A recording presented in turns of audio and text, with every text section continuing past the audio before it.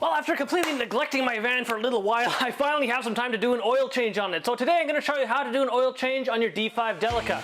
Now my van is a 2007 version with the 4B12 2.4 liter 4-cylinder MyVec engine under the hood. To do the oil change, obviously, we're going to need some oil. So I've gone out and picked up 5 liters of 5W30, but you can also use 5 or 0W20. Really up to you. 530 is easier for me to obtain, so that's what I've got.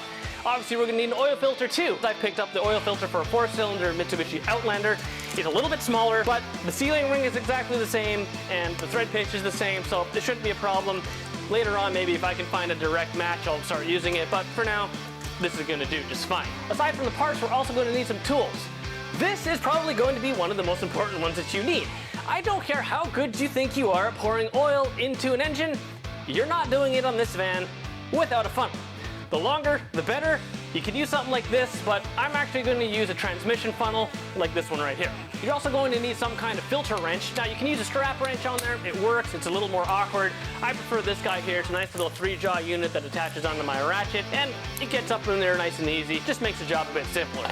To drain the oil, you're going to need a 17mm wrench to get the plug off, and then obviously you're going to need some kind of drain pan as well to catch all of the old oil. Before starting the oil change, I like to take the cap off and already have it ready, and then I like to take the dipstick and kind of pull it out halfway. This way I have a visual reminder that there's no oil in the vehicle, and I can't do something dumb like start it with no oil. So now we can go ahead and get the vehicle up in the air. Obviously I have a lift, so I'm going to go ahead and use that. For those of you that do it on the ground, make sure you put jack stands underneath the vehicle. Don't just do it on the jack. Play it safe. It's not worth your life. With the van up in the air, we have easy access to the drain plug, which is located at the back of the oil pan. So we're going to take a 17mm and just knock that loose, and we'll drain out the oil. I should probably also mention it's best to have the vehicle at operating temperature when you're doing the oil change. That way the oil is nice warmed up and flows freely. Once all the oil is out, you can reinstall the drain plug, tighten it back down, and then wipe off any of the excess oil. Yes, there is a torque spec. Yes, you could torque it down if you want to, but nobody does, and I'm not going to either. Next, we can go ahead and remove the oil filter, which is located right at the front of the engine.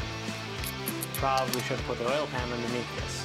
Well, that was not the neatest oil filter removal I've ever done.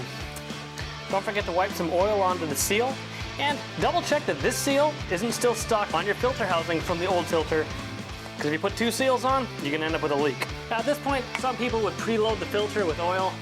I don't do that, and it's not actually necessary, but if you really want to and make yourself feel better, go ahead and do it. Then we put it on, hand tight, don't crank it down. That's all we need, and we're good to go. And this is where I say you're gonna need a funnel, because that fill port is pretty much underneath the windshield. Helps to undo that, I guess. So we need to fill this to about 4.6 liters. I'm gonna put in about 4 right now, and then just check our level. So right now we're sitting right about at the full line, but we haven't actually started the vehicle up, which means the filter isn't full yet. So what I'm gonna do is put our cap back on. We're gonna fire it up for a few seconds to fill up the filter, and then we're gonna double check again.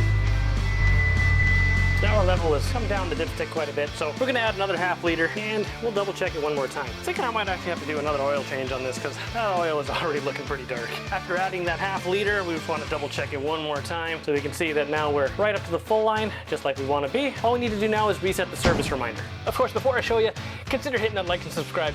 Yeah, it really helps me out. First thing we need to do is hop in the vehicle, and we're gonna scroll through our info button until we get to our service reminder. Once you're on this screen, push and hold the info. The wrench is going to start flashing. Once it's flashing, we're going to push this one more time. The screen should read clear, and that's it. You're good to go until next oil change. So hopefully that helped you out. If it did, consider checking out some of the other videos on the channel, and as always, get out in the shop and do something. We'll see you next time.